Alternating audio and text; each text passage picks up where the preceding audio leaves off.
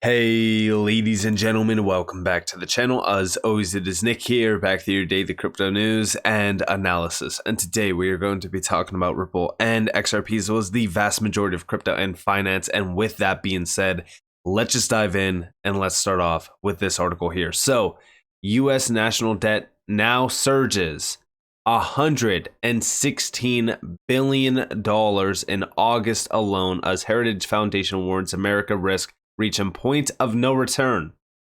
The question is, aren't we already at the point of no return? I mean, when we really kind of look at the world around us, when we look at the debt, we hit over $32 trillion in debt just recently. We know that the Treasury wants to push debt even more. We know that they were talking about $50 trillion worth of debt by 2030. I mean, let's be real here. Like, I'm pretty sure we're already at the point of no return, right? I don't think that we are ever getting out of debt, and I do think that this is only going to get worse. And the best part about all of this is that you are all financially aware of what's going on behind closed doors. What do I mean by that? Well, it's very simple, right? As we do see more and more debt, and we see this becoming a much larger issue, and we see more US dollars out in circulation, well, guess what? Hyperinflation is brewing on the back end of things.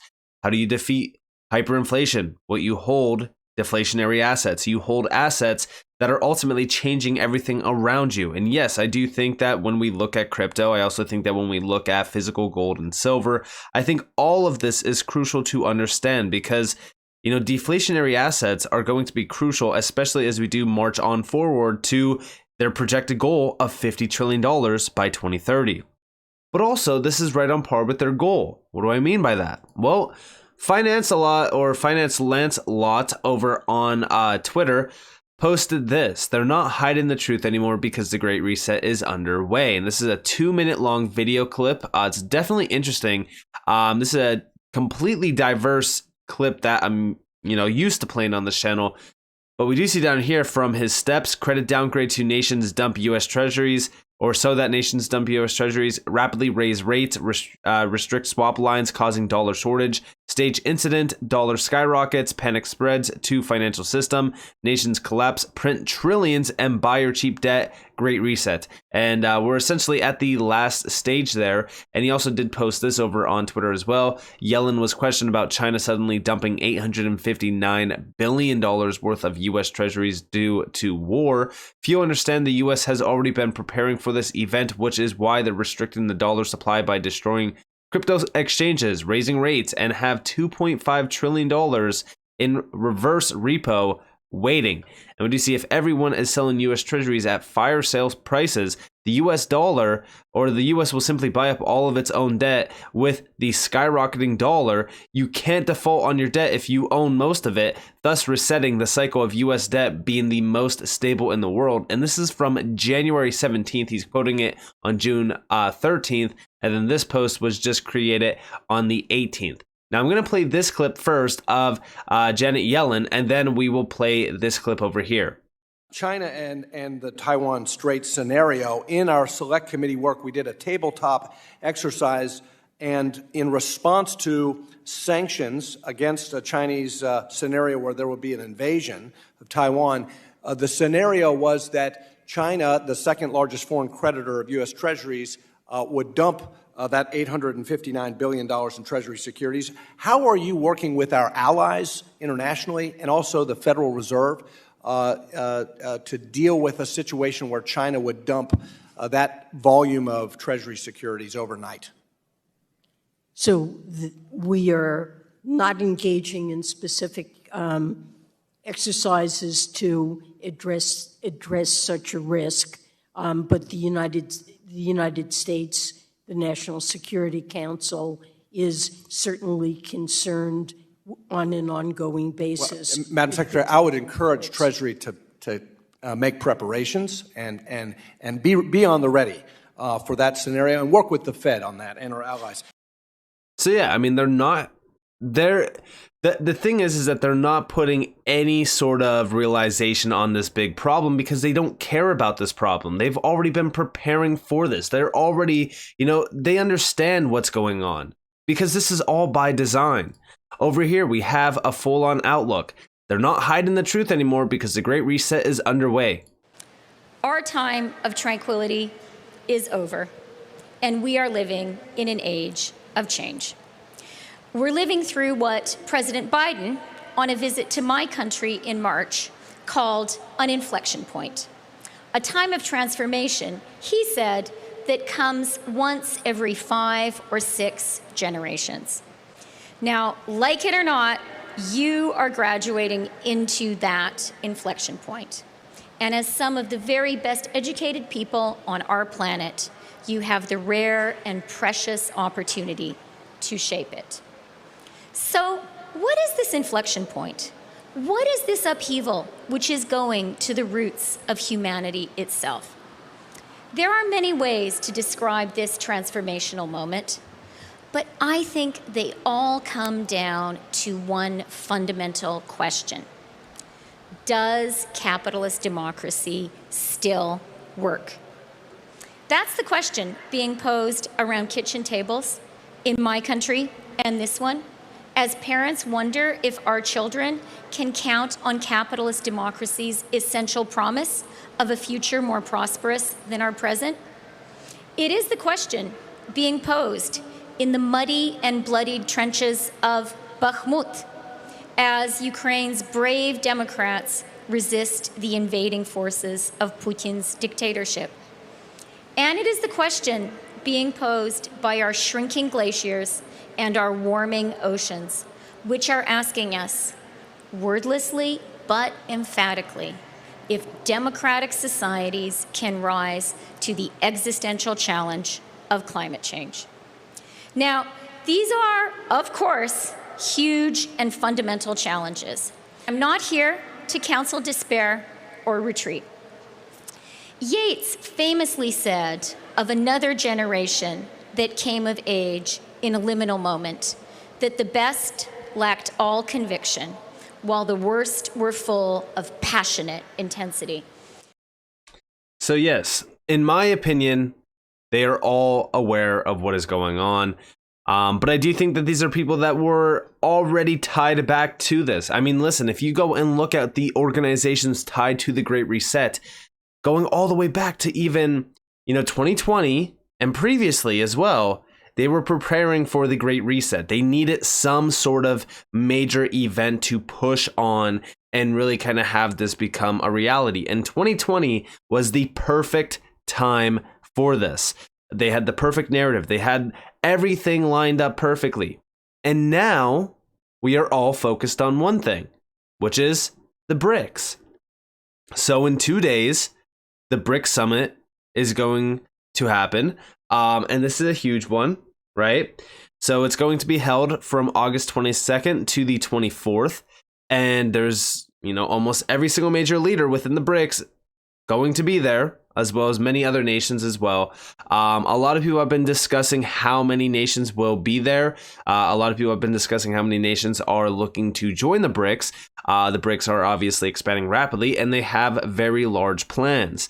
Recently, it was posted over on Twitter that the BRICS are calling for a new financial world order that prevents unilateral sanctions. And we do see over here that the president of South Africa essentially said that, China wants a new financial order to stave off sanctions, agreed that there were tectonic shifts in the geopolitical landscape. And we're seeing major changes happening around the world of finance, and the entire monetary system as we know it is getting shaken up. Now, you might be wondering, well, what happens next?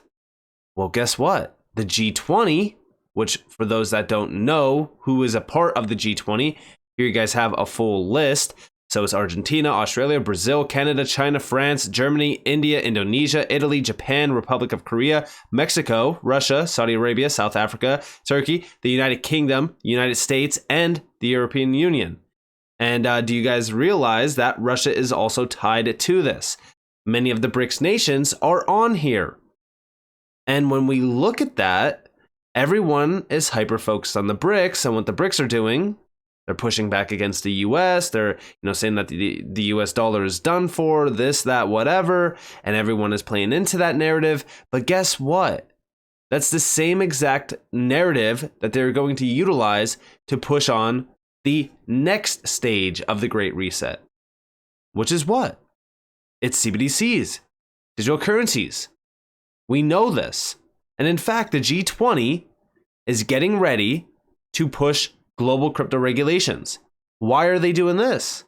Well, they want to implement and integrate crypto within our entire society. The G20 nations, with the support from the FSB and the IMF under India's presidency, are moving forward the first global crypto regulations. The U.S. Treasury official likens it to mandating seatbelts, not normalizing disasters. And this is that global crypto regulatory framework that I've been talking about for a while. And this is apparently, set to bring into implementation perhaps the first global crypto regulations ahead of the Leaders Summit in September. Remember, I told you guys that September is the huge month to look at with standardization and regulations around crypto, even including digitizing trade finance. And when we scroll down here, we can see behind closed doors, global economic leaders called for global coordination on crypto regulation rather than having nations attempt to ban the industry, which is, again, one thing that I mentioned, right? Like, we need a global crypto regulatory framework because we cannot have fragmentation when it comes to regulation, because then we have issues rise. We need a harmonized approach. So we need a global approach to crypto regulations. That way we can actually utilize them and implement them within our financial system. And this does go on to mention quite a bit of things around it. Most of what I've seen so far from the FSBs, IMF, and the World Bank, the BIS, many of the global organizations, all of them pertain to CBDCs, stablecoins, especially global stablecoins. So global stablecoins was a major focus from the IMF and the FSB, which I was really kind of looking at. But also in terms of the dates that we will be looking at, it's the end of 2025. So here we have the deadline. The FSB will, by the end of 2025, conduct a review of the status of the implementation of these two sets of recommendations for crypto assets and stablecoins at the jurisdictional level. Effectively, this means the FSB member nations will have to bring in individual rules or legislation that implement the recommendations by the end of 2025. So very, very interesting. So it looks as though by the end of 2025, we will have a global framework that all of these nations need to really kind of work into these recommendations. So it's definitely interesting to see all of this happening at a moment in time where everything is aligning. What do I mean by that? Well, like I said, going all the way back to the idea of this Great Reset, we know the Great Reset pertains to the Fourth Industrial Revolution, which is all tied back to blockchain, crypto, CBDCs, digital currencies, tokenization, digitalization. All of this is aligning. And like I said, for those out there that are constantly looking at CBDCs as a way that they control us, I just want you guys to understand that you are lost in the world of finance. They already control you through the fiat dollar. The fiat dollar and the fiat currencies of the world were the best inventions that they had to control society. Society is controlled by money today more than ever before. And as we do look at CBDCs, will it control us even more?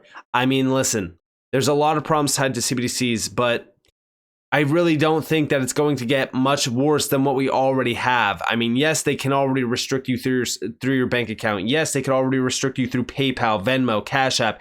Anything that you are making a payment from, including your bank account, they can restrict you. A lot of people have been saying CBDCs, they're going to restrict every single transaction.